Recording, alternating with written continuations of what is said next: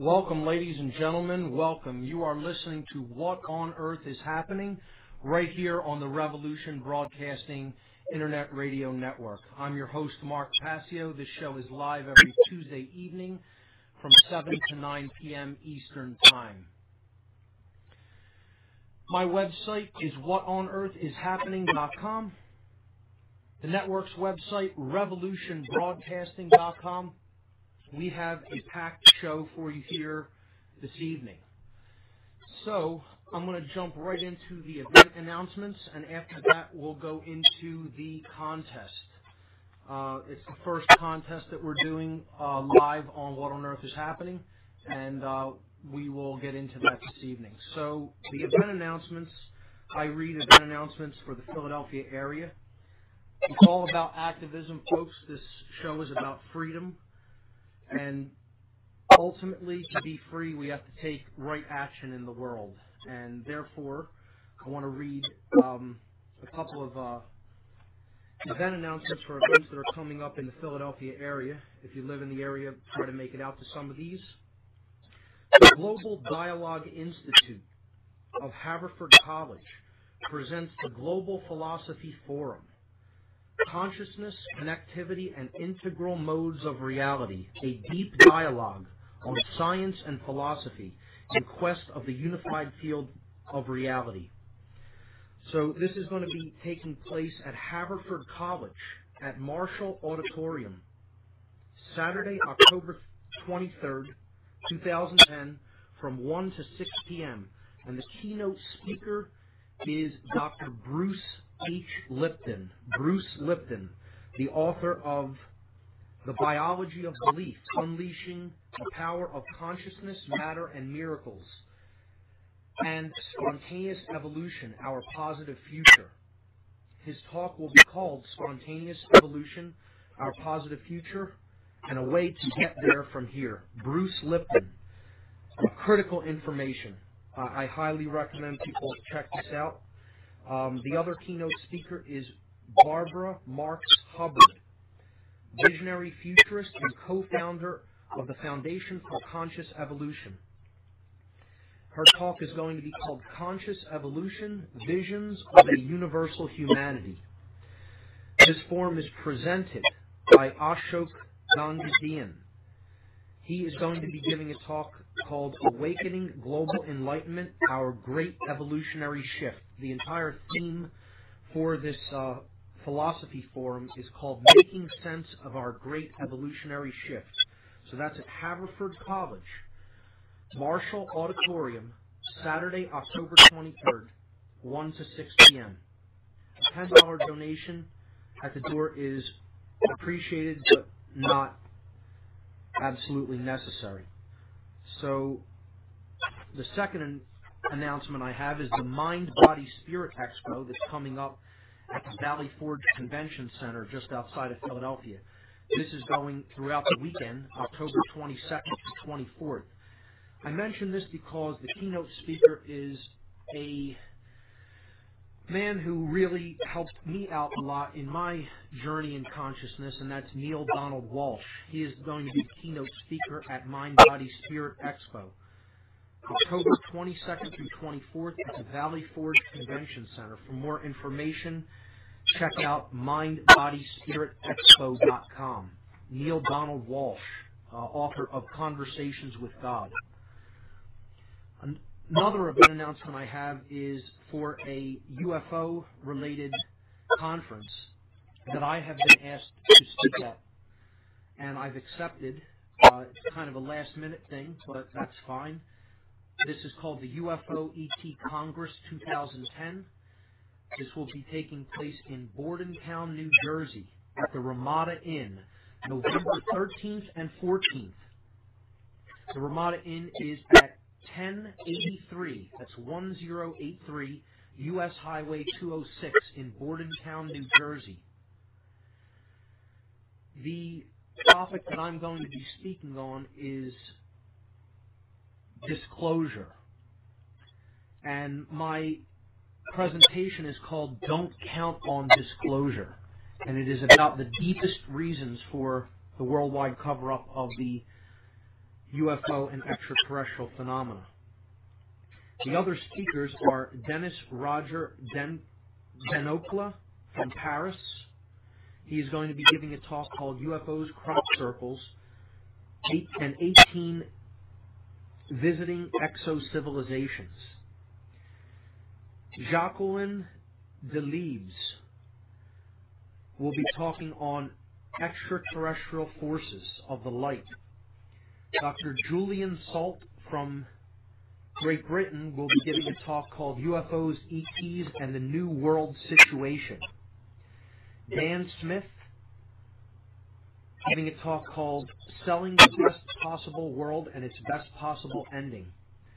And the Master of Ceremonies for this conference is Pat J. Marcatilio. And Pat is the Master of Ceremonies, and he's hosting the conference. And you can check out more information at his site, which is drufo.org. drufo.org. So I'm honored to be part of that conference. And the next two event announcements go together. I'm hosting a conference called Free Your Mind, a conference on consciousness, mind control, and the occult. This will be taking place in Philadelphia in April of 2011. Free Your Mind is a unique two-day conference scheduled for April 9th and 10th, 2011, in Philadelphia, PA, featuring multiple speakers and diverse educational materials for the purpose of raising public awareness of the critically important topics of mass mind control techniques, the covert and subversive influences upon our consciousness and behavior, trauma-based and ritualized abuse, and the practical mental and emotional healing methodologies available for those affected by these devices. The date is Saturday, April 9th and Sunday, April 10th, 2011. The time, 10 a.m. to 8 p.m., both days. The doors will be opening at 9 a.m. both days. The location is Ruba Hall, R-U-B-A Hall, at 414 Green Street in Philadelphia. Admission price is very reasonable at only $20 per day. The confirmed speakers, and we have two new confirmed speakers for the Free Your Mind conference this week, just added. The confirmed speakers so far: Aaron McCollum, Alfred Weber, Andrew Bastiago. Just added, Mr. Bob Tuskin, the owner of the Revolution Broadcasting Radio Network. He'll be giving a talk about how scarcity affects human consciousness versus what consciousness might become were we to live in an abundance-based society. Very critically important topic, and Bob Tuskin will be talking on that at the Free Your Mind conference. Farah Yurdozu, another speaker, again just added this week. Jan Irvin of Gnostic Media. He will be talking about psychedelics and the trivium method of education. Also speaking, Jay Parker, John Nicholson, Larkin Rose, Laura Magdalene Eisenhower, myself, Mark Passio, Mel Fabregas, Michael Kelly, and Suzanne Taylor. That's the Free Your Mind conference, a conference on consciousness, mind control, and the occult, April 9th and 10th, Philadelphia. For more information, visit freeyourmindconference.com. Connected with this, we are doing a fundraiser for the Free Your Mind conference Friday, November 5th, 2010 at 8 o'clock p.m. in Philadelphia at Liberty's Pub on the second floor of the pub. Liberty's is at 705 North 2nd Street. That's at 2nd and Fairmount in Philadelphia. A $10 donation at the door is requested to support the effort to bring some of the out-of-town speakers in for the Free Your Mind conference. We will be having live music at this fundraiser. Mr. Chip Raymond will be doing a couple of acoustic sets, and we'll have a 50-50 raffle. All proceeds will go to offsetting the cost to bring in out-of-town speakers for the conference in April. Tickets for the Free Your Mind conference go on sale Friday, November 5th, the 5th of November. The tickets for the conference will be available at the conference fundraiser at Liberty's on November 5th.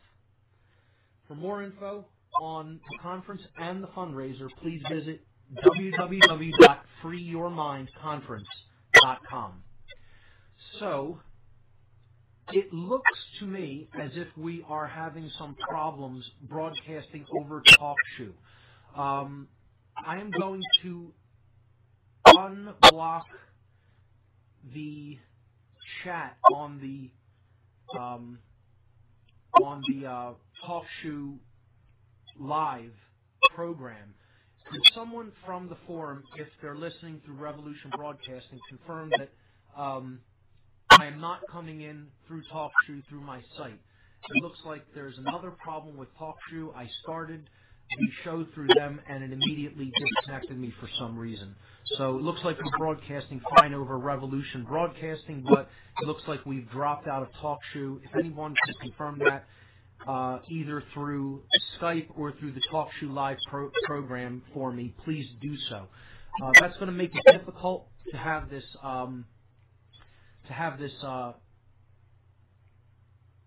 contest go over the airwaves. So what I'll probably do is just work it through email, and we will determine a winner that way. The first email that comes in will be the winner, because I don't believe I'm going to be able to take calls on the show, because the show has already somehow prematurely terminated through TalkShoe. So I apologize for the technical difficulties. That's okay, because I have a local backup recording right here locally on my computer, so the podcast will still make it up there, and we're still going out live over Revolution Broadcasting. So let's get into the contest. This was brought up because last week the topic of alchemy came up on the show. And what I wanted to do was to inspire some people to look into the science of alchemy, into the occult science of alchemy, because it can be an incredible journey in consciousness once you understand what alchemy really is. I believe it was Bob from Cincinnati who called in last week and brought up alchemy, and I decided to do a little contest, and the winner of the contest would receive a free weekend pass to the Free Your Mind conference. So I have a couple of just, general small ground rules that I want to ask people to observe for this contest. If you don't really want to attend the conference, please don't respond to the question, to the riddle that is going to go out over the airwaves and has been on my site for about a week. Please reserve this for people that do really want to attend the conference and can attend it, okay? So if you're, from the West Coast and you're not going to be able to make it out to Philadelphia, don't bother to respond to this just to prove that you know the answer. Please reserve this for people who do want to attend the conference and can attend it, can make it there in April. Know that they're going to be able to attend it. Okay, that's the only thing I ask. So I'm going to read the riddle out over the airwaves, and the first person to email the following email address will be the winner of a weekend pass. That's 2 free tickets, 1 for each day, for one individual, to the Free Your Mind conference in April of 2011. Here we go. I'm being told that TalkShoe is responding, that the voice is going out over TalkShoe. I don't know if I'll be able to take calls, so we can try to do that, but if that doesn't work, we'll go out over, we'll take the answers by email. I'll give the call-in number in case people are able to call in. The call-in number for the show is 724-444-7444. Once again, the call-in number, 724-444-7444.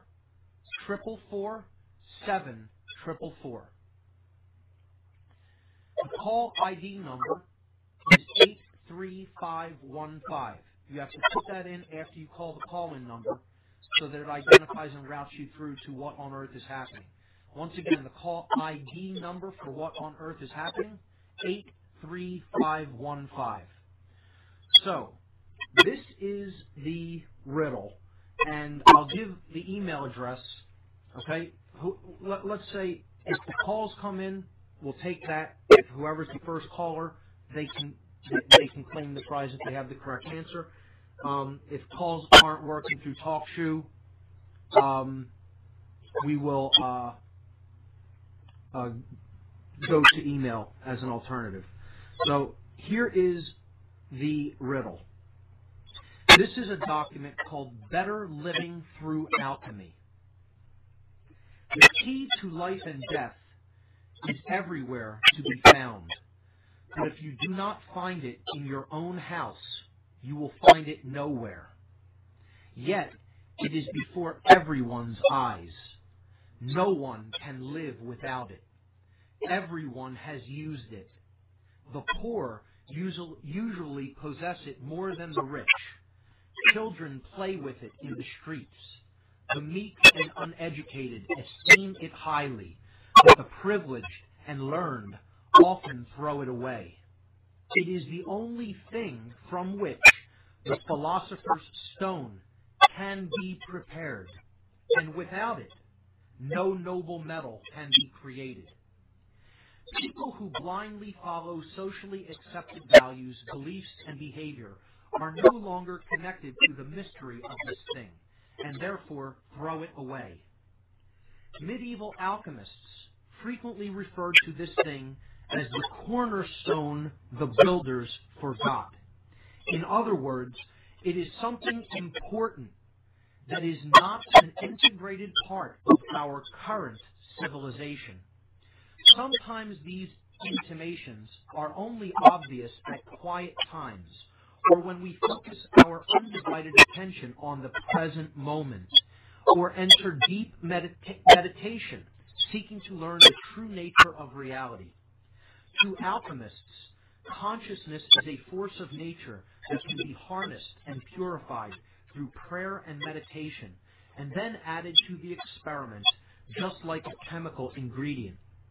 Magic has the power to experience and fathom things which are inaccessible to human reason. For magic is a great secret wisdom, just as reason is a great public folly.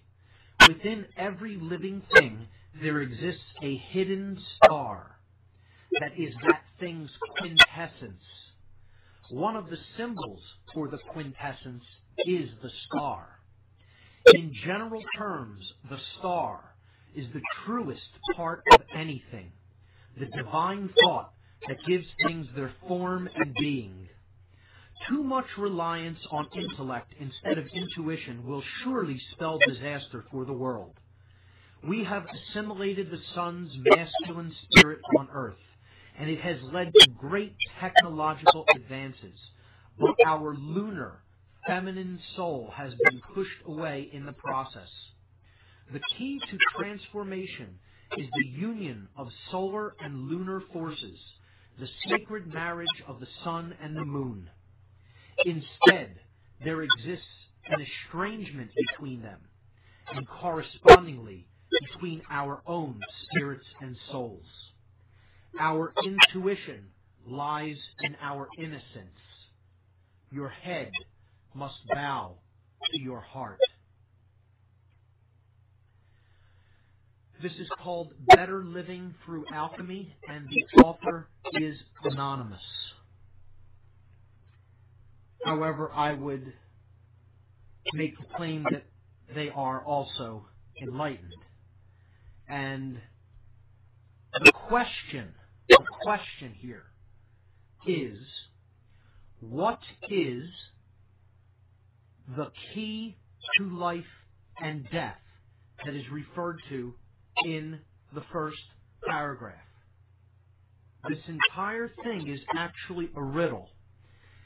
It is trying to get you to understand what is that thing from which the philosopher's stone, the lapis philosophorum, can be prepared.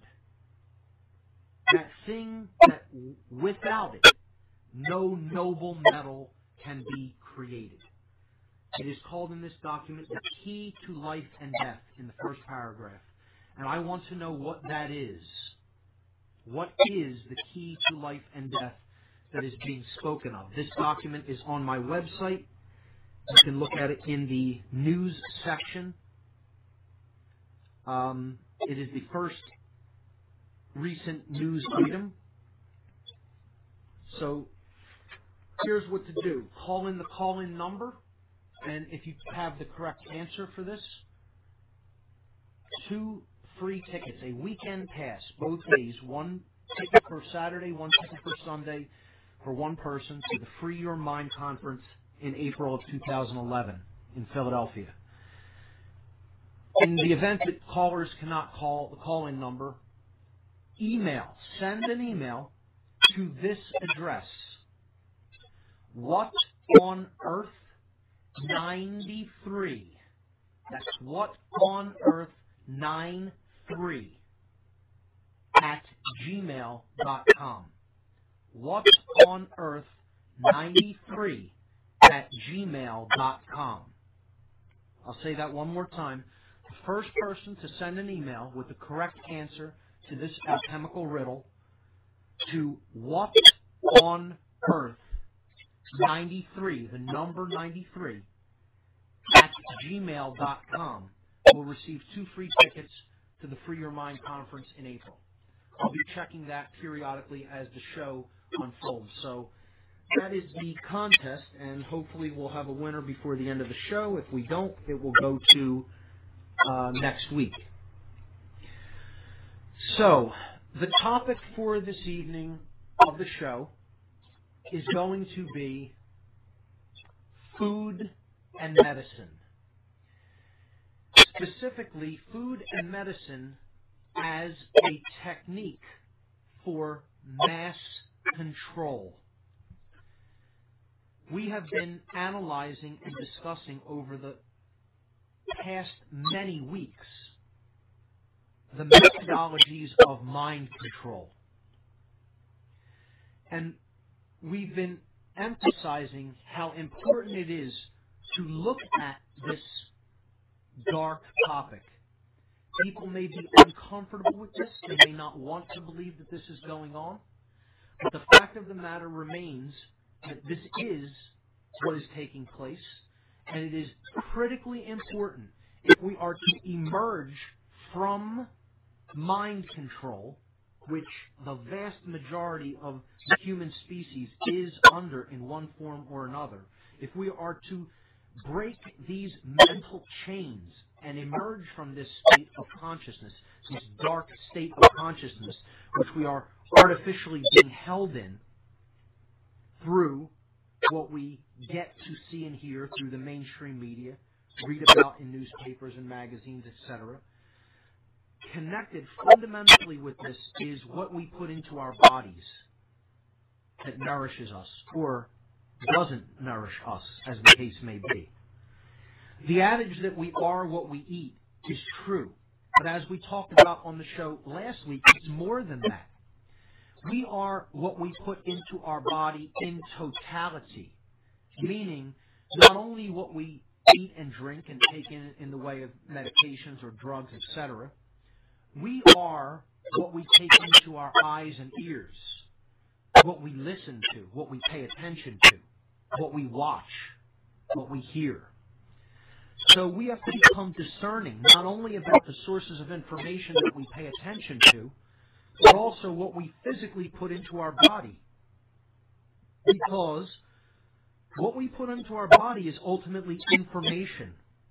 We are comprised of information. Everything is comprised of information. And if we put junk in, we will get junk out. It's a very simple equation. Junk goes in, junk comes out. Good stuff goes in, good stuff comes out. The truth is simple. It is very simple to understand. It's not as complex as some people want to make it. Dominators and controllers want you to think in terms of impossible complexity. It cannot be perceived or conceived. Therefore, people won't even begin trying to seek truth. But the fact of the matter is, truth is always simple. So we're going to talk about today problems with our food. We're going to look at the dark side of this. We're going to uncover things that are going on with our food that fundamentally hold us back as a species, that pave the way toward more control, that pave the way toward more ignorance, that pave the way toward more apathy in our society. And food has the power to do that. I should say we have the power to let that happen, or to stop it from happening and make a change for the better based on what we choose to put into our body. And this is one that most people have a relative modicum of control over in their own lives. Thus far, they still do. Now, if we're not careful, that could change for the worse. What we get to choose that we eat and drink. Another component of this is the air we breathe. We have not that much control over that, being how we pollute the air through industry, through transportation forms that we use, and through the chemtrail phenomenon, which if anybody listening has not researched, I would highly suggest that you do so and look at the types of toxic particulates that they're spraying into our atmosphere. So that's something we don't have too much control over, but I'll touch on it, perhaps not in this show today, but in a future show. We're going to spend a couple of weeks on this topic, and we're going to take our time unfolding it because this is a critically important topic of research and is critical to understand if we're going to understand how we build ourselves into better human beings and how we do that by making higher consciousness choices about what we take into ourselves. And we can only do that once we understand that essentially everything is made of information, including us, including that which we take into our mind, that which we take into our body through our food. The first doctor of modern civilization, Hippocrates, this is the Greek historical figure from which the Hippocratic oath, which doctors still take to do no harm, is named. It is named after Hippocrates. He said, "Let thy food be thy medicine, and thy medicine be thy food." So he had a profoundly deep understanding of what actually generates health and well-being. Sadly, in the modern age, most people, not all, but most people of our species have gone wildly off the track about what generates health. And we have to get back to these simple, fundamental principles as espoused by someone like Hippocrates, that what we need to generate our health, to be our medicine, to be our guide to good health, is simply the foods that we choose to eat or correspondingly not eat. And a huge, profound level of ignorance abounds in our society about what good food is. A huge level of ignorance abounds about what levels of toxins we can safely take into ourselves and not affect our minds and our judgment and our consciousness in general. And that needs to change. The only way that's going to change if we understand what has been done to our food supply that we take in on a daily basis. And I'll tell you what, a big portion of the freedom movement is not onto this information. I see a lot of people not eating very healthily in the freedom movement. There are people who have partial pictures of the whole dynamic that's taking place. And, I harp on this here. It's something I'm not quiet about. I think it's a dangerous thing and it's not a good thing to have a partial picture. I think more people need to research a whole lot more and go a whole lot deeper. People in the freedom movement, have a very partial picture of a lot of things, not just about food. I talk to activists in the freedom movement and they don't want to acknowledge that the occult is something that is real. And they're kidding themselves. They're absolutely kidding themselves. But they have an attachment to certain belief systems. And, you bring up food to some people and they have attachments that they, want to continue to eat what they've always eaten and think that has no bearing on consciousness. And it does. It most certainly does. And we'll talk about why food has bearing on that. And this is totally connected with the structure of the brain, which we talked about on this show numerous times on past shows. When we don't have quality nutrients entering our body and our whole mind-body system in general, we significantly imbalance the brain, specifically the neocortex of the brain. This is the part of the brain that really needs proper nutrition to function properly as the executive command center of the human brain. The higher rational thought processes, the higher mind functions. We'll talk about the components of the neocortex, the left and right brain, and their brain functions.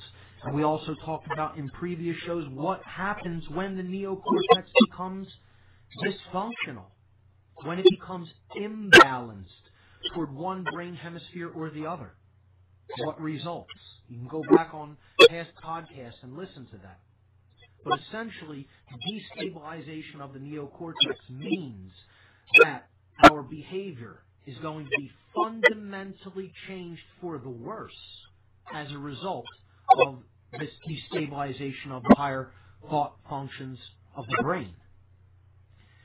We will revert into reptile mode, reptilian brain, the R complex, which is base consciousness, survival, me thinking, okay? Pure egoic selfishness, hoarding, not caring about your fellow human beings, acting like a psychopath, considering personal survival the only thing that's of any importance, screw everybody else. Complete ego identification, complete identification with the physical and the material. No thought of morals and higher awareness or consciousness. That's mostly due to left brain imbalance, that type of behavior and dysfunction. Right brain imbalance does the opposite, but just as much damage. And that will create a slave-like mentality. Go along to get along. Don't challenge. Don't question authority. Become docile. And the food that we eat will imbalance people to both of these states of consciousness, not just one or the other, but both. If we're not eating the right foods, if we're not eating nutritious foods that are devoid of toxins, the toxicity of our modern food chain is something we're going to discuss extensively today. So I'm going to check in on my email, see if anybody has answered the alchemical riddle. We have a attempt. Okay, so here we go. Let's see.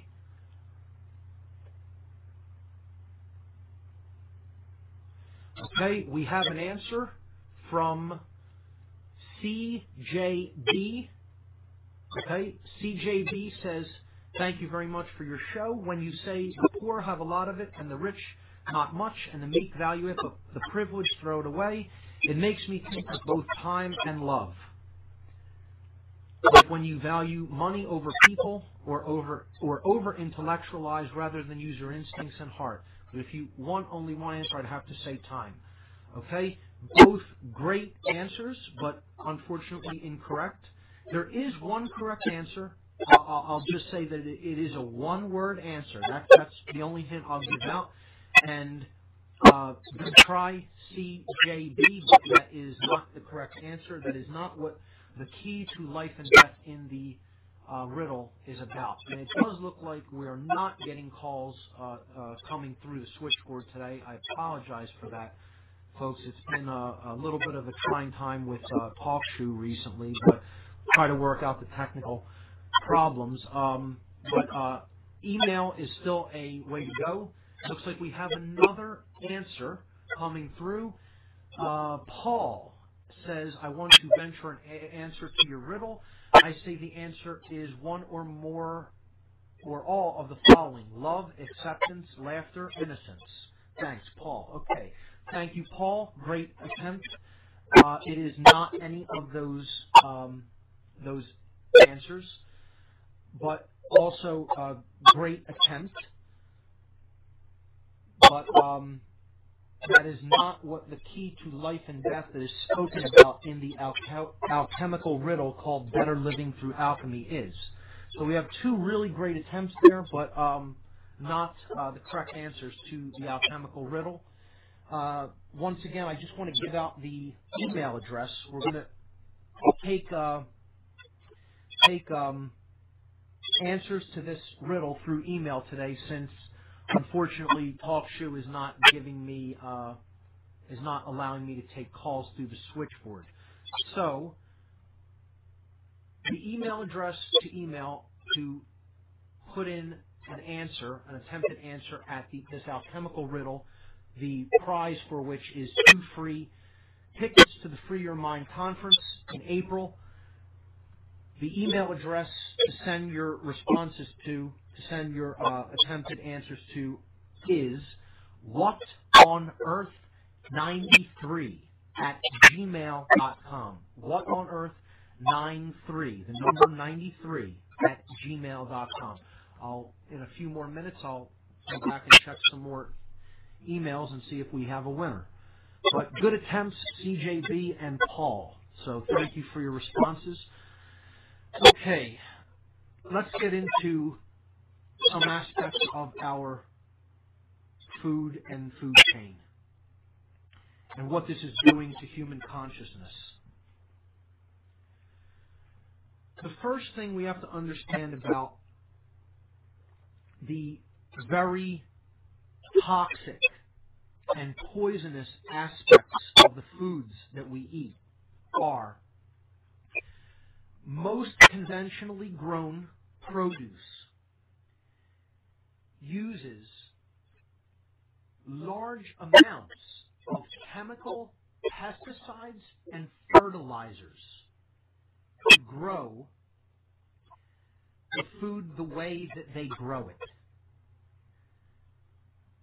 Crops are sprayed to keep pests away from eating them and cutting into the farmer's profits and yields.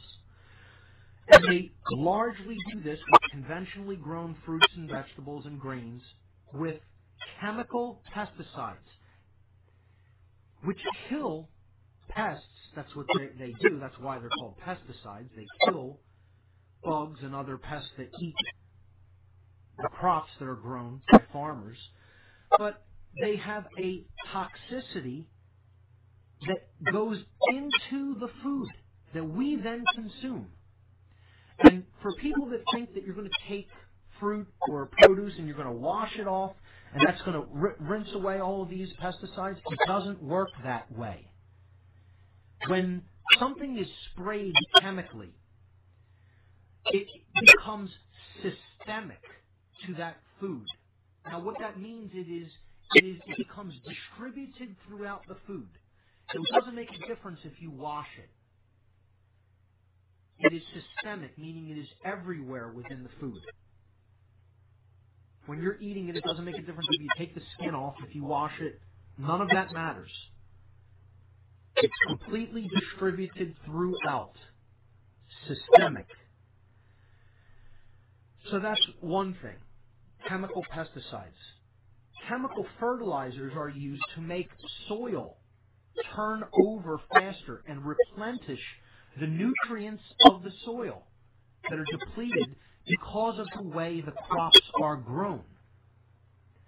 If you're going to use natural organic farming techniques, crops will need to be, soil that crops grow in will need to be given a certain amount of time to turn over and then become nutrient dense again. This is often accomplished by rotating crops, which often is not done in conventional farming techniques. This is a reason why organic farming is so important, and choosing organic foods is so important. That's the solution to this.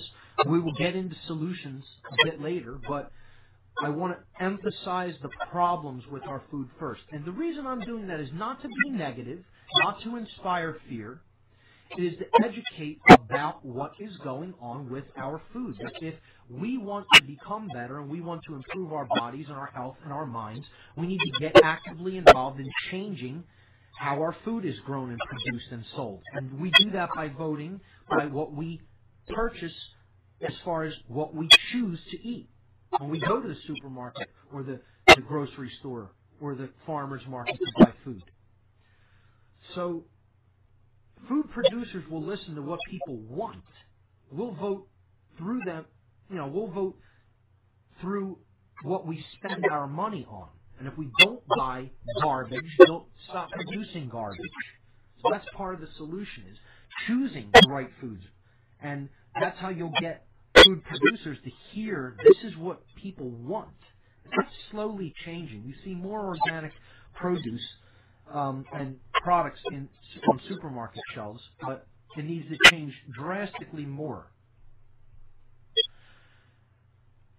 So chemical fertilizers are a big part of the negative aspects of the food that we put into our body and how toxic they are and how damaging they can be to health and to consciousness.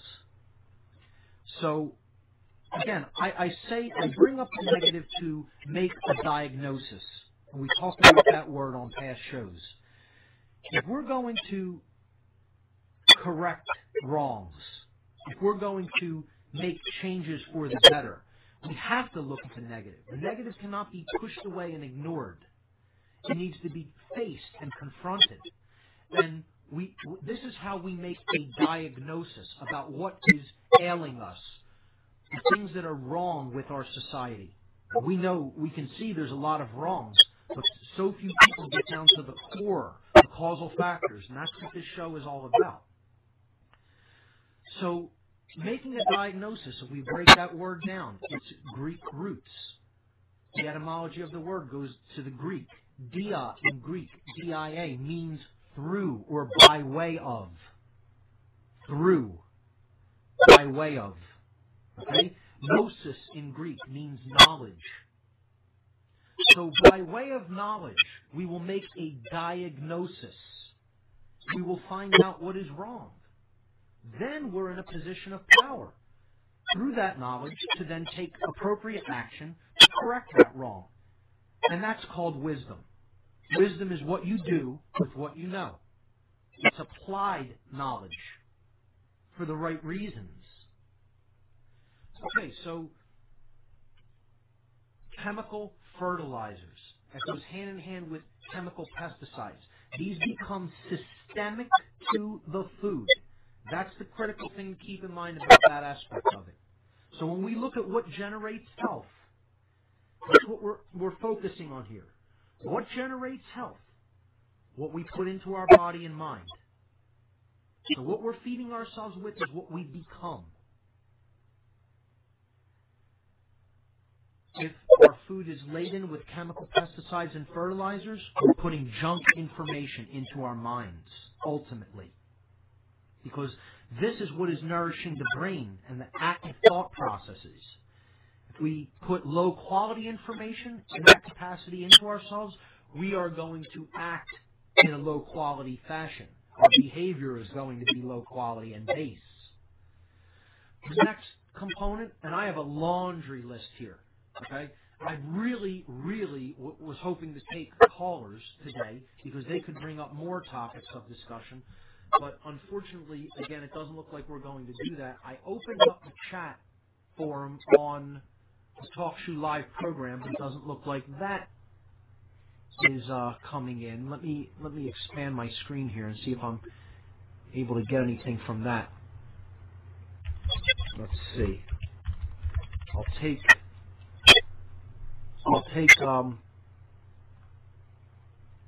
no. The chat, okay, it looks like the chat is working. If anybody is still in the TalkShoe Live forum for my show through TalkShoe, please type something into the chat so I know that it's working through the guests in the room. If people can do that, I'd appreciate it, because we can take some calls, some questions that way, and get some comments from people that way today. It looks like allow chat is turned on. If anybody can type into the forum, if they're hearing what I'm saying, please do so. See if it works. If you want to chime in on the show today, email whatonearth93@gmail.com. We could take some comments that way. The contest is still ongoing for the alchemical riddle. That is the first news item on my website. It looks like we have another attempted answer. Okay. R. Clark attempts the answer. He says, a classic Mark Passio style answer to the riddle. And his attempted answer is care, with a capital C. A great attempt, R. Clark, but that is not the answer to the alchemical riddle. It looks like we're going to have a tough one with this one. And that's good, because it will get people thinking, and that's what the whole goal of this really is. And dig down deep and really try to get to the core of this, you know. The key to life and death. The only thing from which the lapis philosophorum may be prepared. Care is a phenomenal answer. It is very important. It is a critically important ingredient in the alchemical equation, but that is not the key to life and death. It is something that in many ways needs to be even more deeply treasured, as deeply treasured as care with a capital C must be. It is the generative principle. And to go hand in hand with that, I'd like to read a quote that I think really encapsulates what I'm talking about with food. And people would say, oh, how could this possibly connect in with food? Well, R. Clark, in his attempted answer, really demonstrates this, because what we care enough to do is what we are going to manifest in the world. And that makes perfect common sense.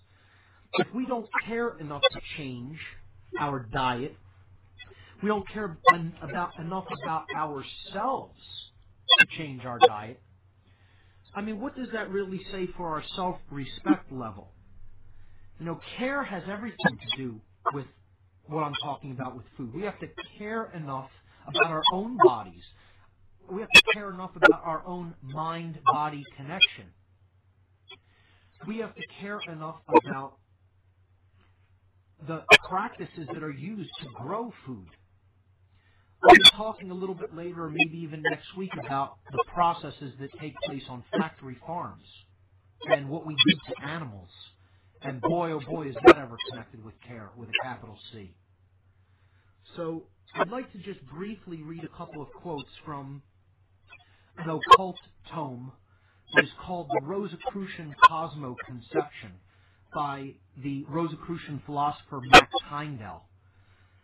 And he talks about care in one of the sections of this book. And it brings up some of the positive aspects of occultism. And again, we'll talk about this as the weeks go on. We will have whole sections, whole shows devoted to different occult principles and schools of thought. But just briefly, I'd like to read something from Max Heindel. He says in his book, The Rosicrucian Cosmoconception, that the ignorant use of the generative force is primarily responsible for all of the pain, sickness, and sorrow that we experience. That is so profound. And what he means by the generative force is care. Care with a capital C. That's the generative principle. What could be called the eighth or binding principle of all of the Hermetic principles. And of course, this is a highly prized concept in Rosicrucianism as well. So, the ignorant use of the generative force is primarily responsible for the pain, sickness, and sorrow that we experience. I don't think any truer words have ever been spoken. What we care about is what we experience. What we do not care about and choose to ignore, we will experience in a different form, especially if the universe is attempting to call those things to our attention and we are willfully ignoring them. Sadly, this is what is happening with the sickness and pain and sorrow that people undergo through the physical illnesses that they experience because of what they choose to eat. They are not making a higher consciousness informed decision about the foods which they take into their bodies. I'd like to read another short quote from this book where he talks about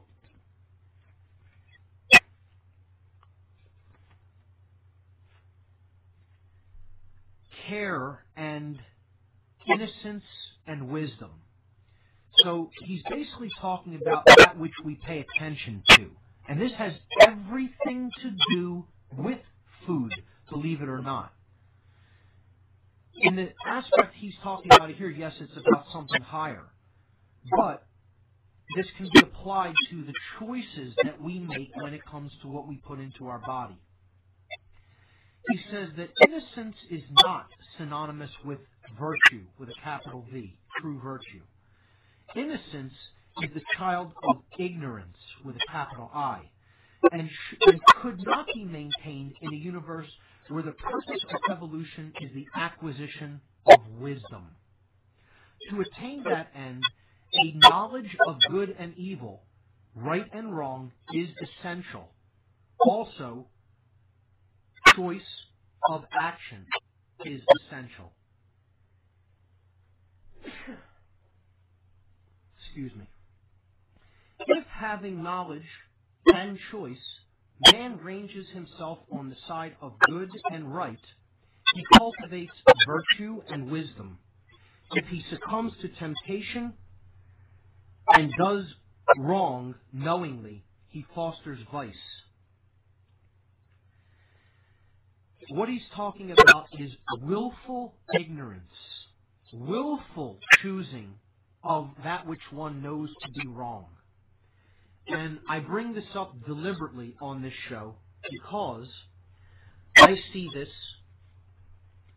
all around me. And it's a painful thing to talk about because it affects members of my own family. And I'm not somebody that is going to just hold back personal things.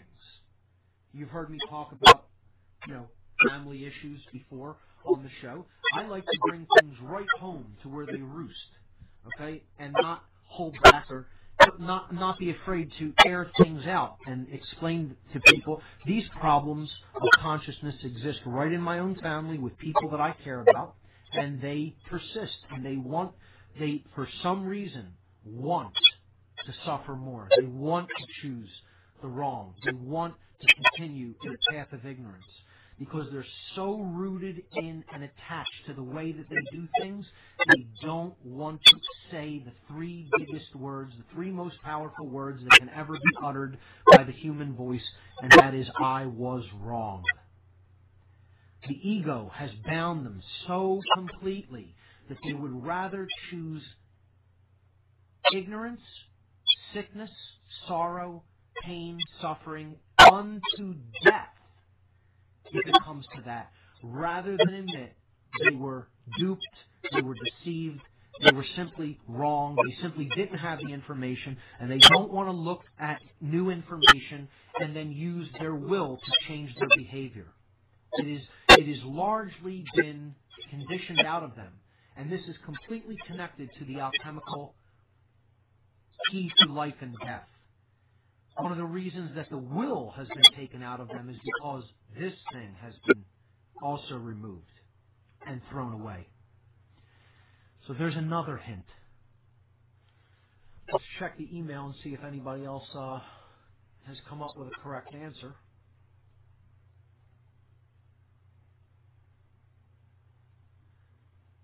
No other attempts so far. I'll give the email address again. If anybody has an attempt to answer the alchemical riddle on the news section of my website, whatonearthishappening.com, it's the first news item. It's called Better Living Through Alchemy, and it is a riddle. The prize to answering the question, what is the key to life and death, that is spoken about in this document. The prize is 2 free tickets to the Free Your Mind conference in April of 2011 in Philadelphia. Please only submit an answer to the question if you want to attend the conference and you have the capability of attending it. Please don't give the answer and let people who, would have been able to attend had they given the correct answer. I don't want to give it out over the air and then the person not attend. Give the answer out over the air and then that person not attend. Please only answer if you want to attend and can attend this conference in Philadelphia in April. And if you get the right answer to that question, I will get your mailing address through email, and I will send you 2 free tickets. Okay. Continuing with food, and why this has everything to do with care and attention. It's because we have to become aware of what's in the food that's harmful and often toxic and poisonous. And then we have to use that knowledge to change our choices. That's how this process works. And no one said it was easy. The word easy is not being talked about here. Okay? Simple, yes, because this information is available. And only through a minimal amount of seeking, not even that arduous seeking. Okay? Just wanting to improve yourself, having the desire to improve your body-mind connection. See, I'll tell you a little anecdote here, folks.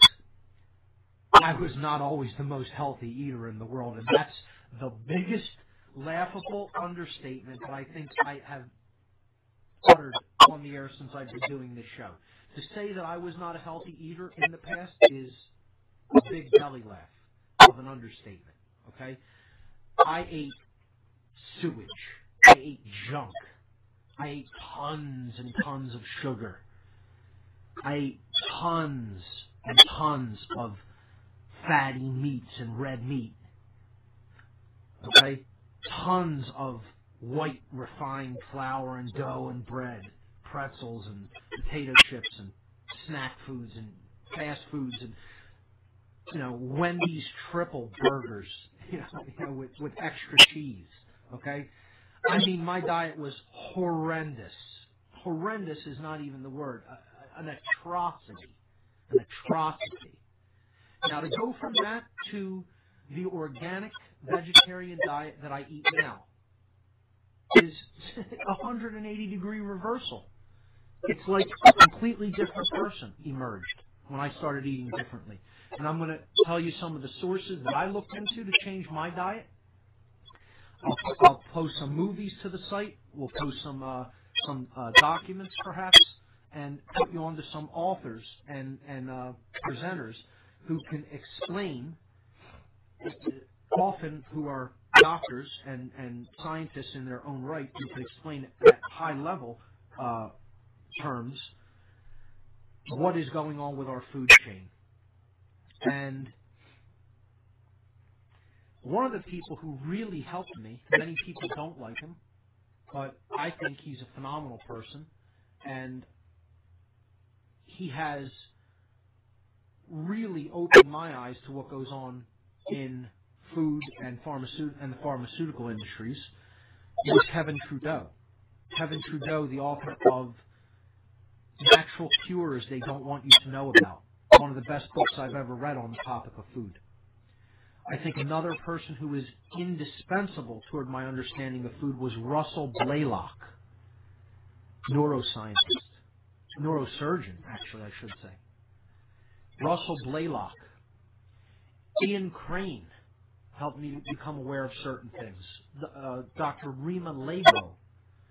And there's many others. We can go on and on. And I'll give some references later in the show. We're at the top of the second hour. Unfortunately, it doesn't look like I'm going to be able to take calls through the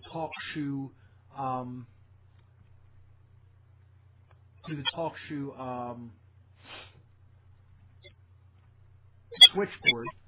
So it looks like the TalkShoe chat is working, and you can send emails to whatonearth93@gmail.com to make comments and suggestions. Now, I have a laundry list of things. We're not going to get all into them tonight. We will probably go into a second week on food alone, because this is such a gigantic topic. A whole show can be done about this. We looked at chemical pesticides and fertilizers. What about preservatives that are added to food? This is largely done to keep food on shelves for longer periods of time, and these are chemical additives. Someone just recently did a time-lapse movie of McDonald's French fries. He bought McDonald's French fries, didn't eat them, put them on a table, did time-lapse photography of the fries for a 6-month period of time. And at the end of 6 months, the fries looked exactly like they did the day he purchased them. And people think that's natural? That this could possibly mean that eating something like that is good for you? It's not even food anymore. Natural food spoils, in case you don't know that. It's not meant to stay permanently the way that it is. And secondly, that's something they're giving you right there on the spot for you to eat. What would it need to stay like that for? It shows you how much chemicals are in them. There's no reason for McDonald's fries to stay that long. Are they going to be on the shelf for 6 months? They're being served to you right there when you walk into that garbage facility. But, it's amazing. 6 months, and the fries look exactly as they did the day that they were bought. And people are gobbling these things down. I used to. I'll tell you, I don't talk about things that I haven't changed in myself. Right? I've made this change. People who are not eating right can make this change. It's just a matter of willpower. It's a matter of a little bit of knowledge, and then largely it's a matter of turning on the will.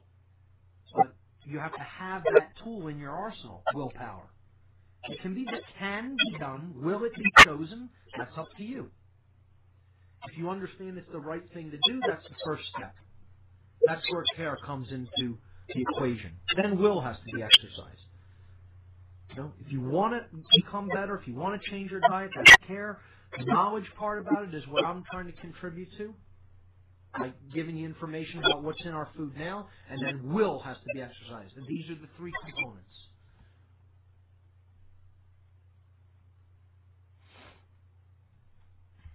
I'm going to type something to the people in the chat forum.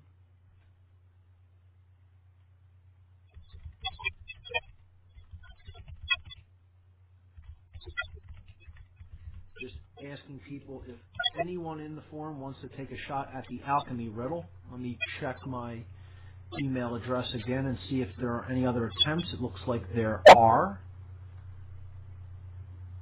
Okay, ladies and gentlemen, we have a winner. Diana Smith. Hello, Diana. I'm familiar with Diana. I know her. Diana Smith has the correct answer to the alchemical riddle. She is the winner of the 2 tickets to the Free Your Mind conference. Diana Smith, you get a weekend pass to Free Your Mind. I'll email you and give you the. I'll let you give me your mailing address so I can send those out to you after November 5th. Ladies and gentlemen, the answer to the riddle of alchemy, the key to life and death. And I'll just read the first paragraph of this again before I give the answer, which was given first by Diana Smith from Philadelphia. The key to life and death is everywhere to be found. But if you do not find it in your own house, you will find it nowhere. Yet, it is before everyone's eyes. No one can live without it. Everyone has used it. The poor usually possess it more than the rich. Children play with it in the streets. The meek and uneducated esteem it highly, but the privileged and learned often throw it away. It is the only thing from which the philosopher's stone can be prepared, and without it, no noble metal can be created. The answer, which was correctly given first by Diana Smith, is imagination. The imagination is the key to life and death. It is that thing from which the philosopher's stone can be prepared. If we cannot imagine a better outcome, we cannot create one. If we cannot imagine a different way of being, we cannot make that way of being become manifest in our experience or in our world. This faculty of humanity has been devastated in our current civilization. It is pounded out of our children mercilessly through the so-called education system, which we talked about weeks ago. It is indoctrinated out of our youth, and that is why we are stuck in the rut of consciousness that we are. So, excellent job, Diana. I will be emailing you after the show to get your address, and I will send you 2 free tickets to Free Your Mind after November 5th. The tickets go on sale November 5th, so shortly thereafter I will put them in the mail to you. Well done. Imagination, folks. That's it. That's what it's all about.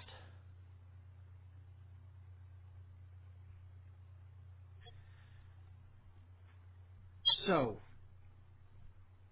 that is handled, and let's get back to our discussion on food. Chemical pesticides, chemical fertilizers, chemical preservatives, processed foods. The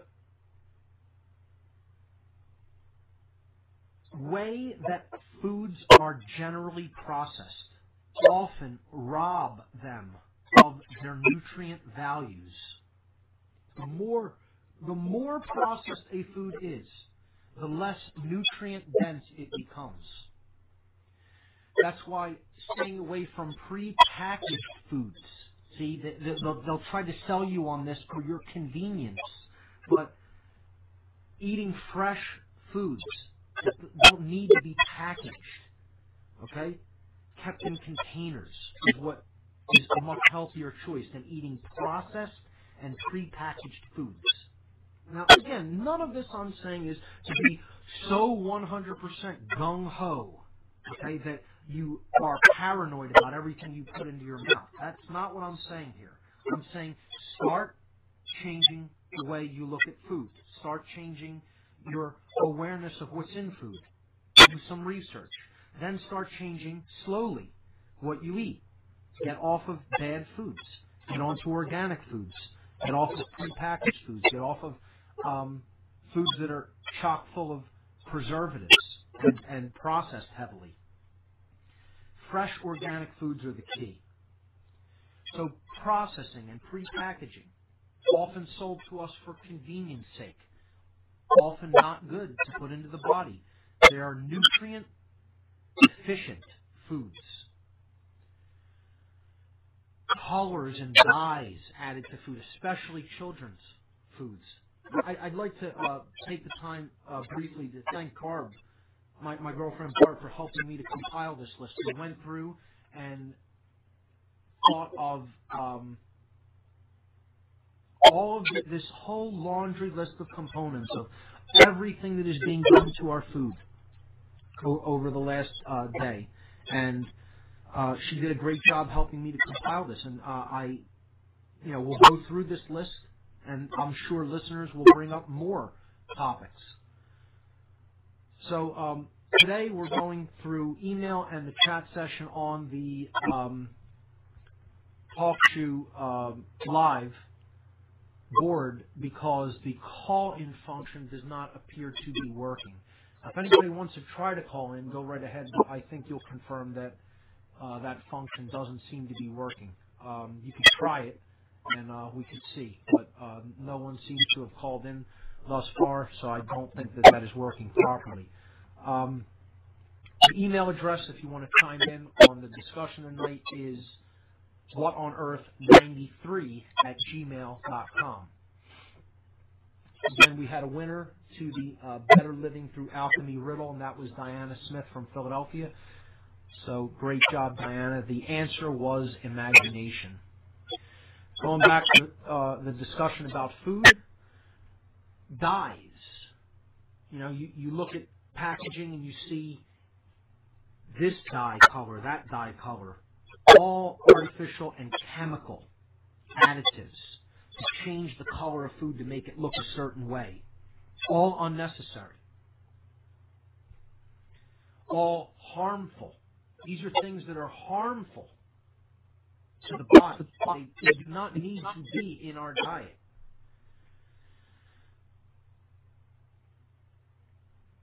Chemical pesticides, chemical fertilizers, chemical preservatives, processed foods, added dyes.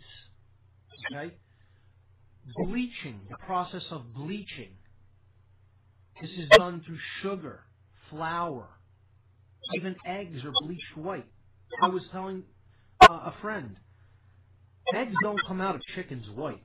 They come out of chickens brown. Certain chickens lay eggs with like a bluish hue or hint to them, but eggs don't come out of chickens white. They're bleached to become white like that. People associate this idea of things that are white with purity, and as far as food goes, nothing is farther from the truth. White flour, white breads, white sugar, refined sugar. These are all things that are not good and have low nutrient value. White refined flour is completely it's devoid of nutrition. White refined sugar has no nutritional value. And that brings us to the next topic, sugar. Excessive amounts of sugar, refined white sugar in tons and tons of foods that we eat. And even worse than that, high fructose corn syrup. Someone just chimed in on dyes and said red dye causes a neurological allergy. This person has an autistic son and becomes moody and withdrawn whenever eating something with the red dyes in it. Yeah, absolutely. It looks like we're getting some callers in. Let's see if we can take a call here. Caller named Brian. You're on What on Earth is Happening. How are you? Yeah. Hi. I was just texting the phone for you. Great. It looks like. But I want to commend you. I've never been on this show before, and You're right down my alley. I'm a health nut, and I really agree with everything you're saying. Great. It looks like the talk shoe function came back online. It didn't look like it was working earlier. I got a couple of error messages through the switchboard, and now it looks like it's back. So I'll give the call-in number again since we're into the second hour. Brian, did you have something else, or was that all you wanted to say? Because I'm going to give the No, I just wanted to help you with the phone check, you know. But I wanted to commend you for what you're doing. I give you a lot of credit because few people know how to eat right.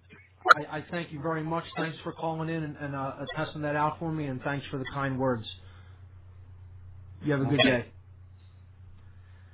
Okay, so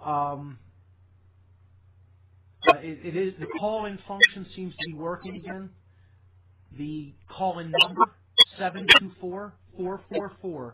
The call ID number 83515.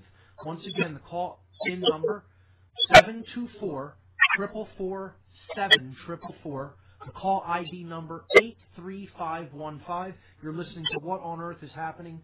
I'm your host, Mark Passio. My website, whatonearthishappening.com. The network's website, revolutionbroadcasting.com. Here we go. Next caller, you're on What on Earth is Happening. What do you have for us? Hello, Mark. It's Kevin, actually. I just wanted to call in and touch base and mention that, yes, your phone system was working as well, and specifically to mention that I was actually the gentleman who obviously just typed into your chat about having the autistic son and how specifically red dyes have become like a serious detriment to his cognitive abilities. And so we have completely eliminated them from his diet. They tend to, as I mentioned in the chat, give him almost what seems to me like a neurological allergy of sorts, for lack of a better word, where he becomes moody, withdrawn, and more specifically, and most frightening for me, is he sometimes flat out becomes like violent because his cognitive abilities are not functioning properly. It's almost like, I don't know. I know he doesn't get anything like migraine headaches, but I know when I personally go through those sorts of things, it reminds me very much of that sort of mentality in him. Right. That's amazing, and I'm sorry to hear about his condition. I don't think I was aware of that previously. It's terrible, some of the things that they're putting into the foods and expecting children to eat in particular. And dyed foods are a huge thing in children's food, and it's just, this corroborates it, that this is toxic and it is detrimental to proper brain function. And we got to get our kids off of this stuff and get them on the natural, holistic, organic foods. We have definitely altered his diet to make it much more appropriate for him, for sure, and it has helped definitely removing that from him. There are times when somebody will accidentally even just give him a red lollipop, and for literally hours, if not sometimes days, we've had it really bad at one point. He just becomes despondent or angry. Wow. As in a very strange fashion. It's almost like how I get personally when I am in a moody, lack of sleep state. But it's definitely much more.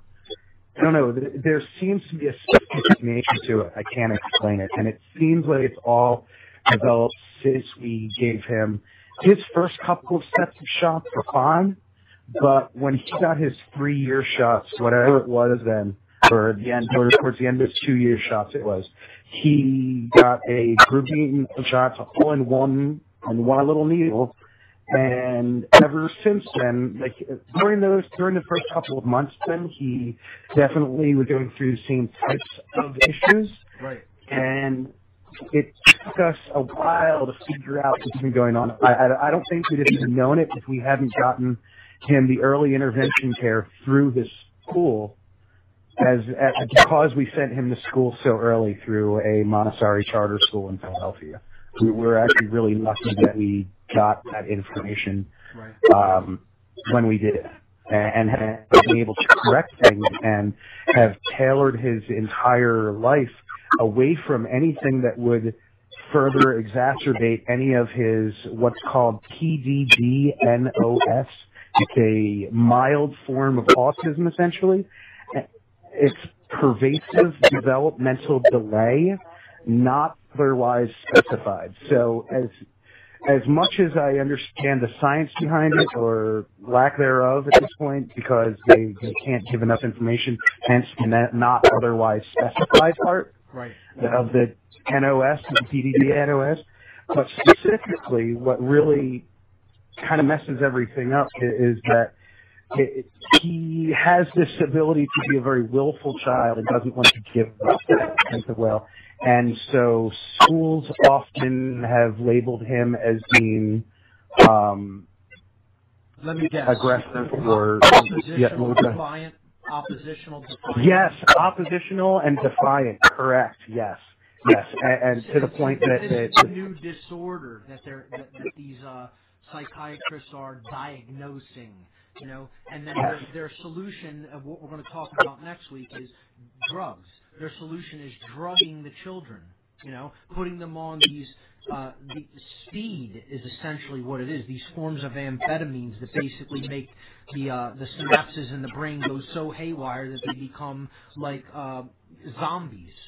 Okay, that they just. That will not be happening to my son. He will not be getting those medications.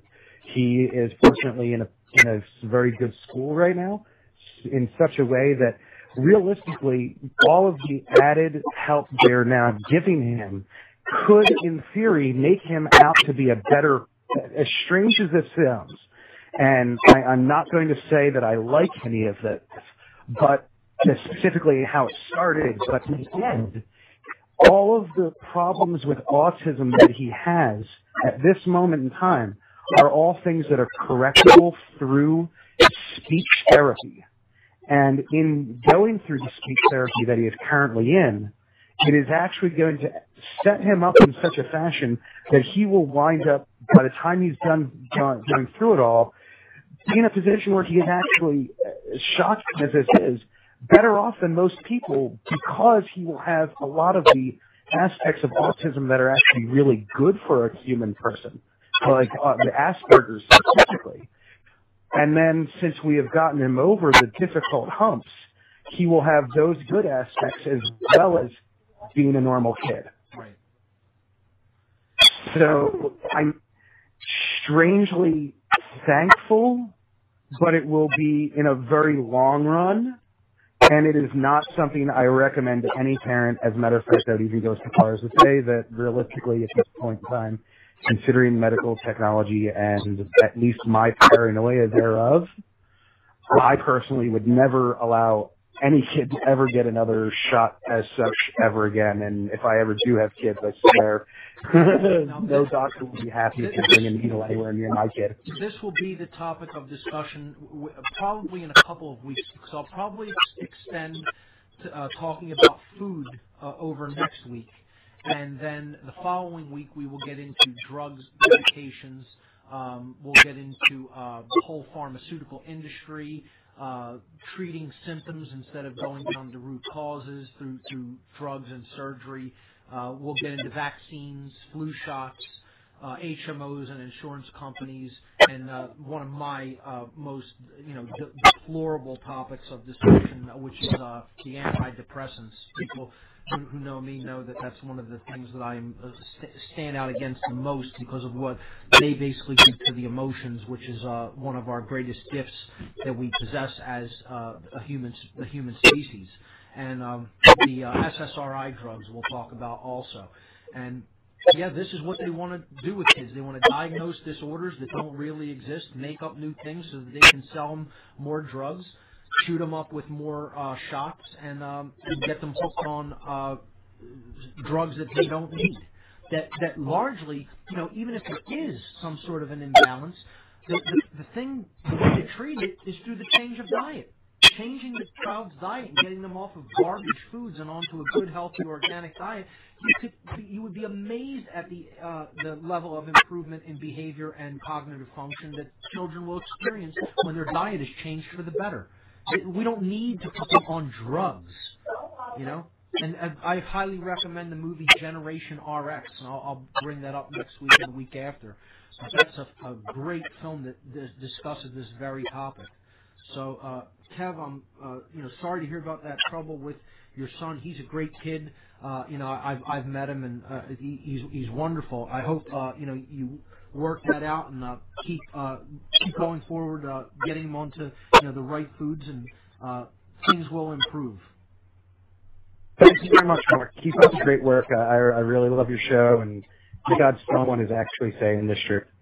Have a good one, then. Kevin, thank you so much. Take care.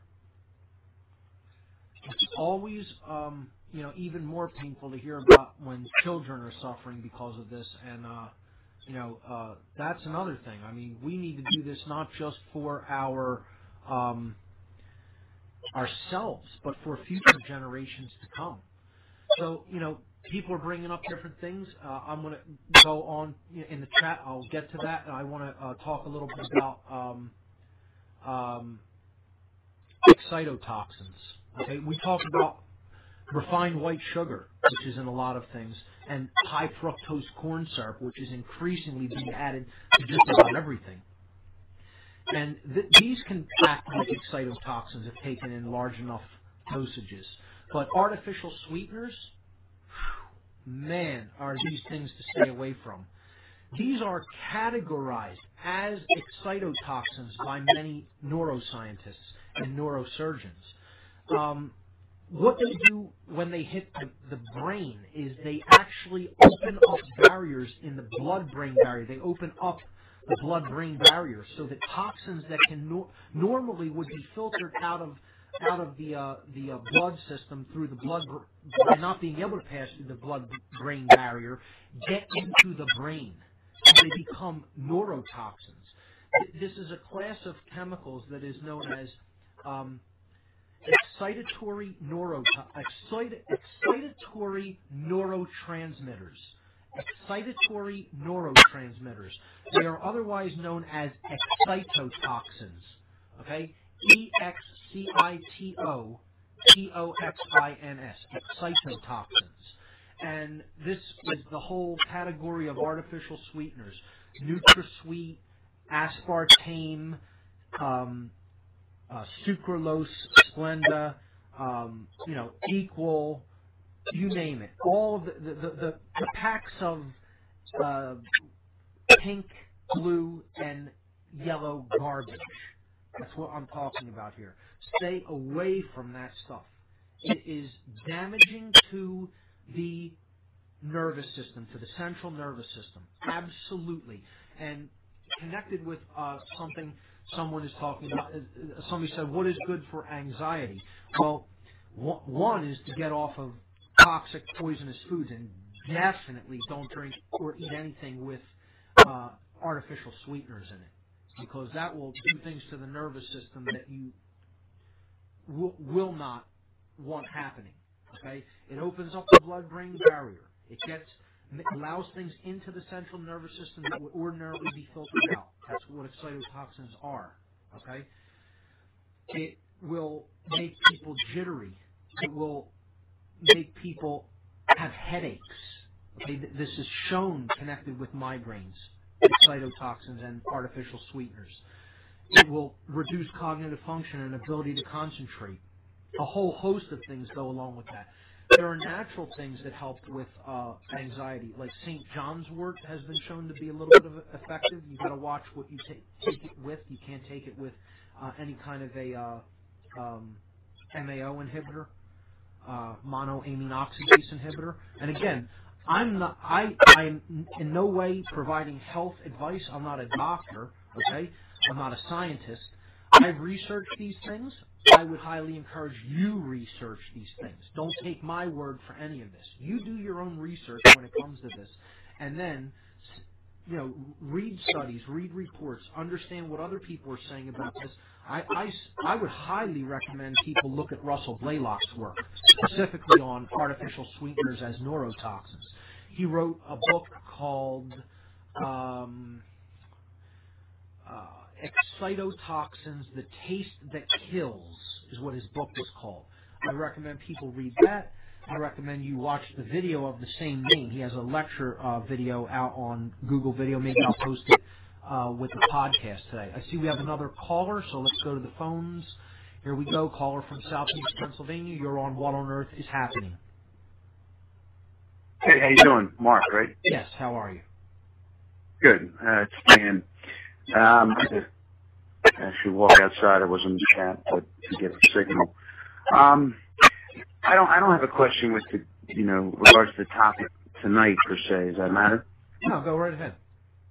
Okay. So, I stumbled upon this, what's going on only a couple months ago. It happened by accident, actually, because I actually was wanting to download a movie, The Most Dangerous Man in America, and it turns out somebody switched it to a Cooper documentary, which, was, and rightfully so. I think Clinton called him that. But so anyway, when I saw what he had predicted in his June 2001 broadcast, I immediately knew something was troubling here, and that's what started this whole thing. I'm just 2 months later, and deeper and deeper I go. And I just, to tell you, all the people I know and friends, anyone, I have no idea what to do with this burden of info, or for that matter, to find anyone that would even share this opinion. I mean, even close to it.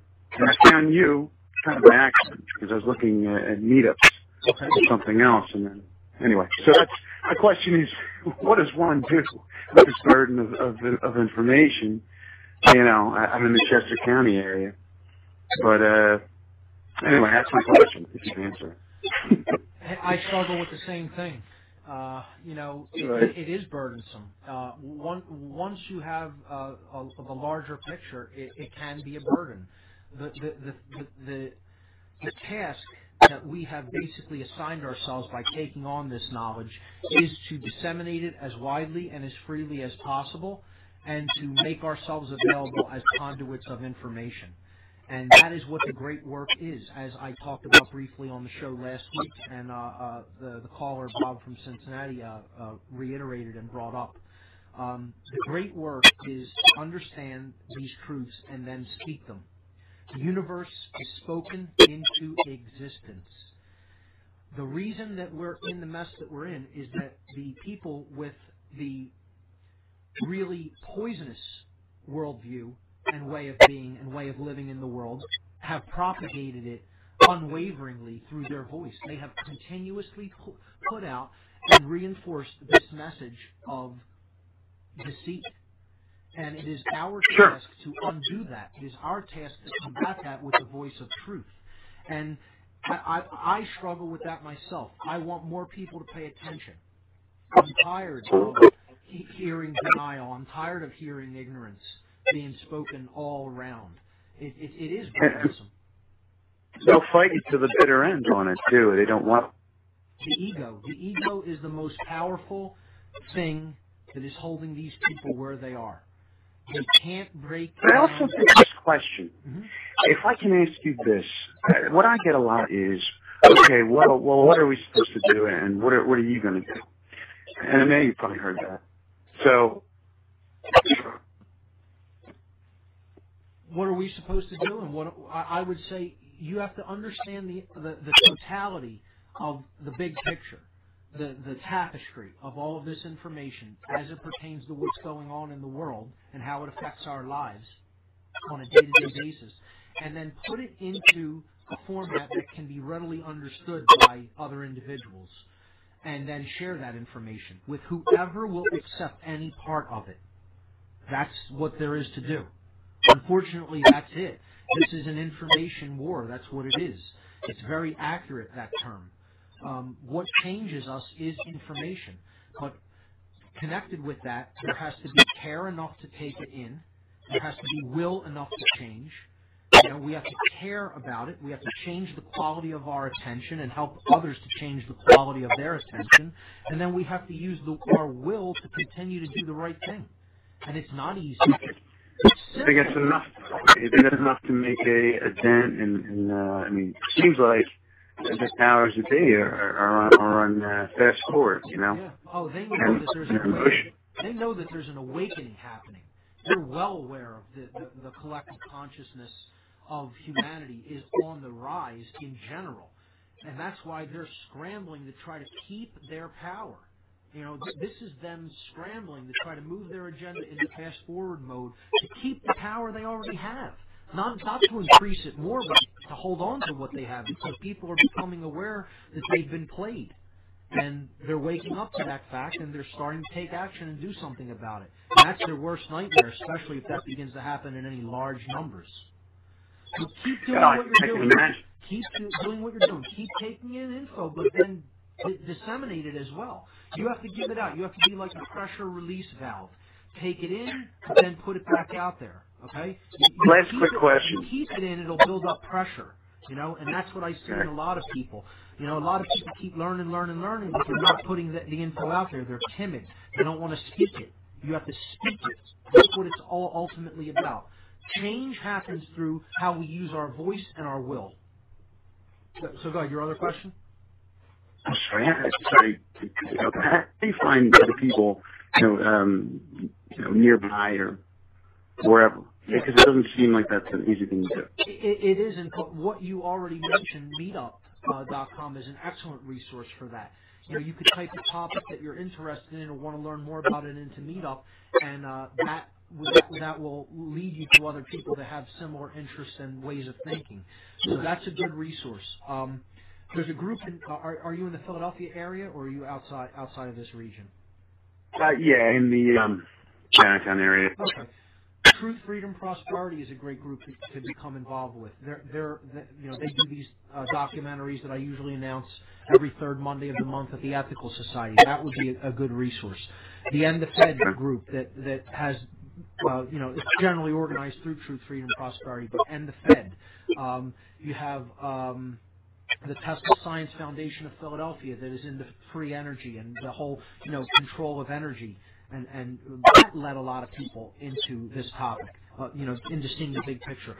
For example, I was at David Icke this Sunday in New York City at the Nokia Center, and we sat next to a gentleman that we just happened to get into a conversation with him and asked him, what got you into all of this? What got you into David Icke, all of this material? And he just answered with one word, Tesla. And we happened to be sitting next to him, and that's a foundation that I work with in the Philadelphia area. He said, I was interested in alternative forms of energy. I started researching Tesla, and that opened up the whole can of worms when I understand why they suppressed his technologies. And I was like, wow, that is truly amazing and synchronistic. That's what led that person there. He was from Milwaukee. Just amazing. We've never made that connection. Yeah, what will be someone's endpoint? You never know what that endpoint will be. For some it's food. For some it's energy. For some it's the occult. For some it's politics. For some it's UFOs. There's a million different endpoints. I'll tell you, one of the things that got me into all of this, believe it or not, looking into the UFO and the crop circle phenomenon when I was young. I mean, I was ravenous for information about this, and it opened up one thing into another, into another, into another, into another. And, being involved in the occult myself when I was younger, that, really had a profound impact and helped me see what the real power structure was. So you truly believe that they suppress the UFO information? Do you think there's any danger? And because a lot of people feel like they're going to stage, a UFO type of situation that, I think that's the biggest danger in the whole thing is a cosmic false flag.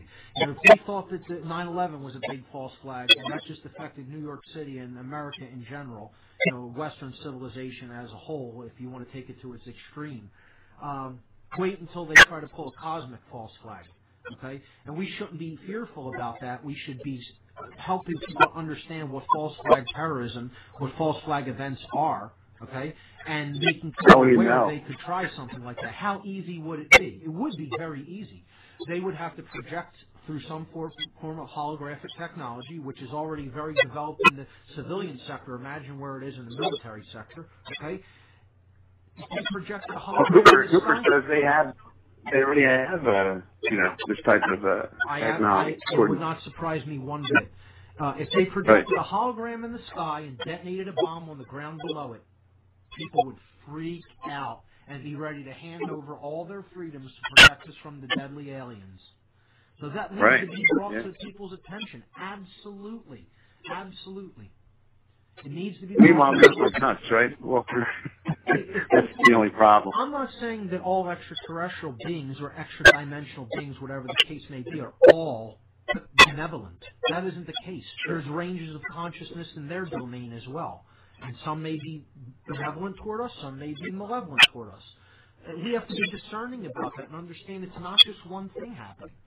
It's something I don't talk about much on the show or in my presentation because I look at that as what I talk about is something that I have come to a comfortable level of knowing that this is the way that it is actually unfolding.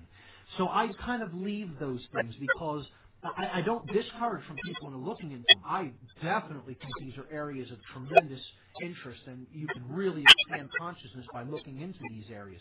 And I'll tell you what, as an anecdote, the group that I work with in this city, and people may be weirded out by this. People may think that this is very appropriate. People may think it's strange, but I work with all these different groups. The highest consciousness group that I work with is the UFO community, particularly the discussion group that takes place at Durham Books on the second Thursday of every month. And I never miss that group. I may miss a Tesla meeting here and there. I may miss a Survive and Thrive, another group that I go to here and there. I may miss a Truth, Freedom, Prosperity meeting. I don't miss those discussion groups with the UFO community because this is the group that is taking in the big picture. They're seeing all the interconnectedness of all the different things that are going on.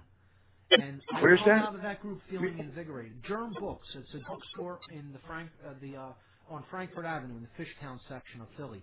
And they have a discussion group on UFOs, extraterrestrial phenomenon, crop circles, just the general paranormal and unknown in general. It varies. It goes off into different tangents.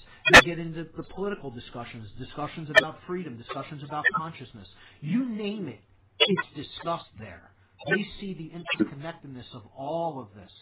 And I come out of there, it's the only group that I come out of that I have dealings with in this region, that I come out feeling truly invigorated. And I'm not afraid to say that. And I'll say that to all the people that participate in there.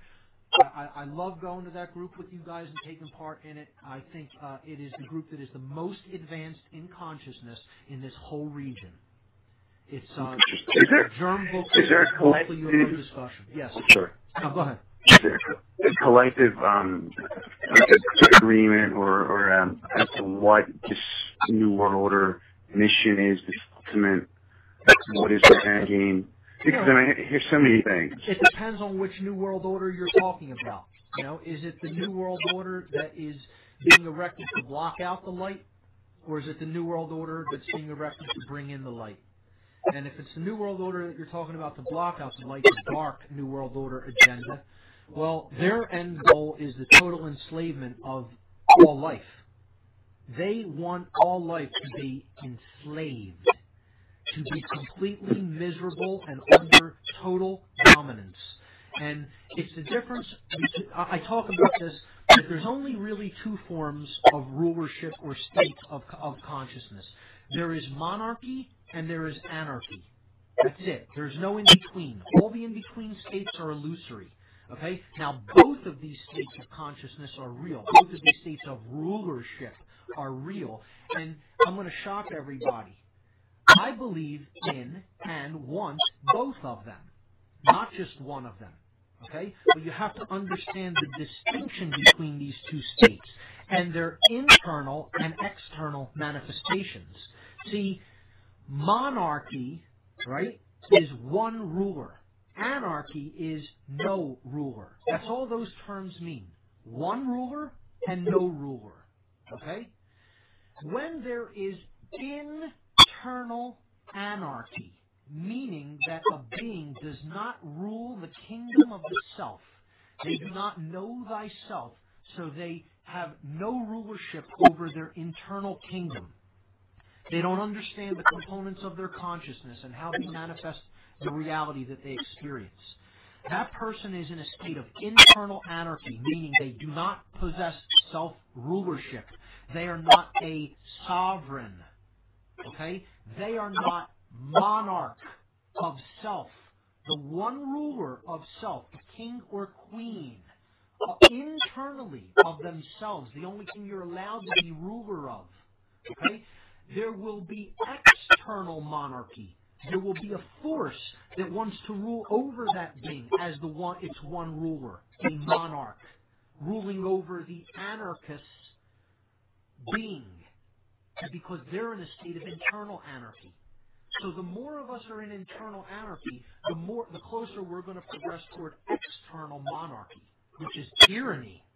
Which is external tyranny, is what it is. Now, the more of us that become true monarchs, and see, there's occult connections to this, folks. That's why the monarch program is called what it is. They want to usurp the true monarchy. Okay? They want to usurp that transformative process.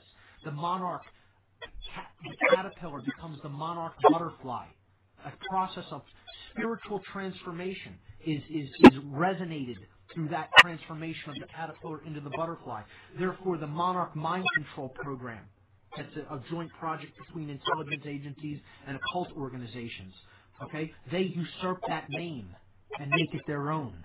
Okay, we need to become internal monarchs, rule the kingdom of the self, and in that kingdom there is only one ruler, each individual. And when that happens, when each individual becomes an internal monarch, the one ruler over the kingdom of self, a sovereign being, a sovereign king, a sovereign queen, over their own consciousness, then there will result external anarchy. There will be no rulership over other individual beings. That is what the great work is, to make that process of transformation happen within the beings on this planet. And it's the hardest work there is to do anywhere in the universe. And welcome to that work. It's not easy. I appreciate that very much. And it's just, all that I've learned, all that we've strived for, and I have a family and kids, and it's like, and all that we thought to do and pursue and prepare for. It's like, well, now what? Do we just keep going on this road, or yes. Much of it was false. We just continue on with the false notions. Oh, you're talking about like their that. attitude. Do they just continue going on with the false paradigm? Yeah, that's what a lot of people seem to. Well, even me, even directing my kids or what we plan to do in the future, to do anything. And at this point, it just seems like. To change takes a lot of willpower, but more than anything else, it takes courage.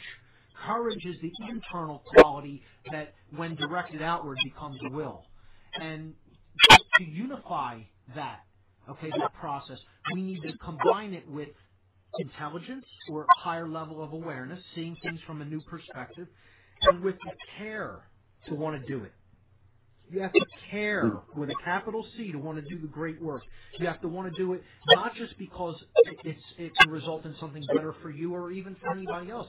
You have to want to do it because you know in your heart it's the right thing to do. That's right thing to do, sure.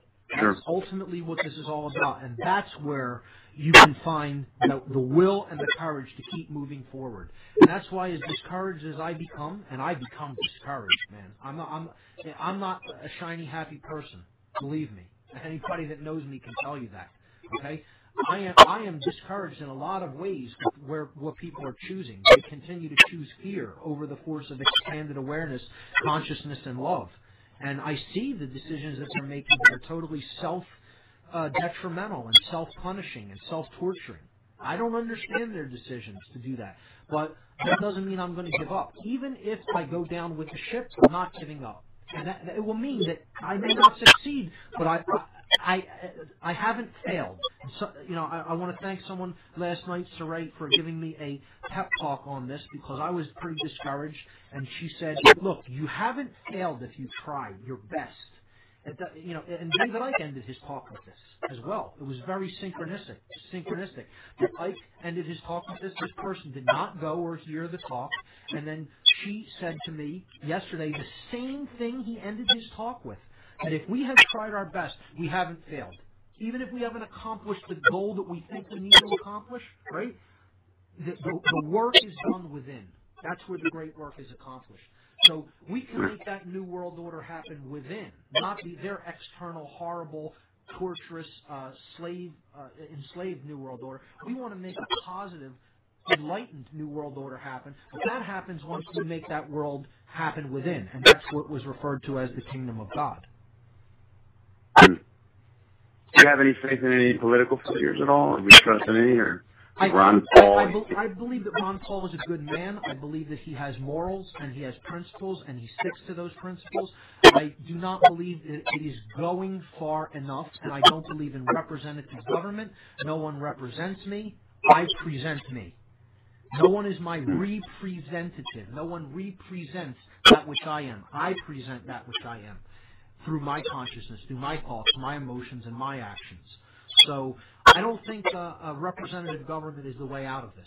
I think that's we could, it could be a stopgap toward the higher level of truth and toward making a better world happen if we revert to some of the constitutional principles that were enshrined in our founding documents in this country, but it's not far enough by any stretch of the imagination.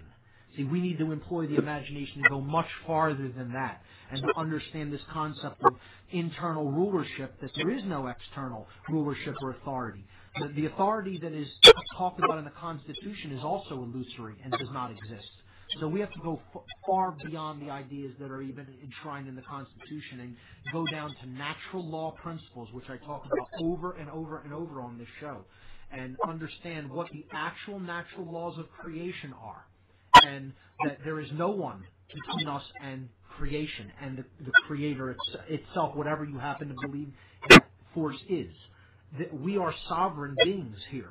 We have to recognize our sovereignty and then use our courage and our will to actually live that way. And it's not going to be an easy task. The force of fear is constantly pushing against that, and it wants us enslaved. We have to stand with courage against that force. And so this is actionless, right? This is more of an acceptance type of methodology. Right? We're not. It starts that way because to take action without knowledge is going to be folly. But then it converts into action once you reach a certain level of awareness. This is enshrined in the 3 degrees of Freemasonry, the main 3 degrees, which are a reflection of the entire journey of the Freemasonic journey. The first degree is the entered apprentice, who comes because he has opened his heart. Okay, he has cared enough to better himself. The second degree is about the fellowcraft, which is also about care, but is about starting to open up and gain more wisdom and knowledge, and not quite being able to see what's around the corner. That's enshrined by the symbol of the spiral staircase. But then the third degree Mason has enough knowledge where he now takes the trowel, which is a symbol of spreading cement or spreading the idea that there is only one human family, and that morals need to be cemented in place to bring that human family into oneness, into a state of oneness. And that is the third degree, when you have mastered yourself. That's why it is called being entered in the first degree, being passed in the second degree, and then being raised to a state of mastery in the third degree. Now, that doesn't mean that the people who undergo those initiation ceremonies really understand that or are really truly raised, as I briefly alluded to on past weeks of the show. But we will go deeply into that symbology and that occult symbolism when we talk about Freemasonry and other occult schools of thought on future shows.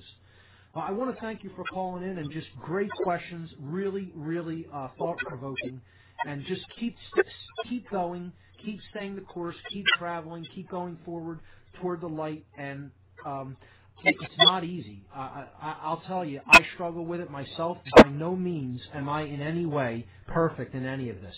Believe me. Okay. Thanks for that long explanation. I appreciate it. Absolutely. I'll keep listening. You got it. You take care. Right. Now, in no way am I. You know, I joke around with my friends and with my girlfriend. Say, God help us if I'm one of the better examples of what we have out there, because that's a bad news situation. If I'm on the cutting edge of where we really need to be, it's a bad example overall of the bar we want to really set, because I fail in a lot of this. Okay, the point is, do your best, keep going forward.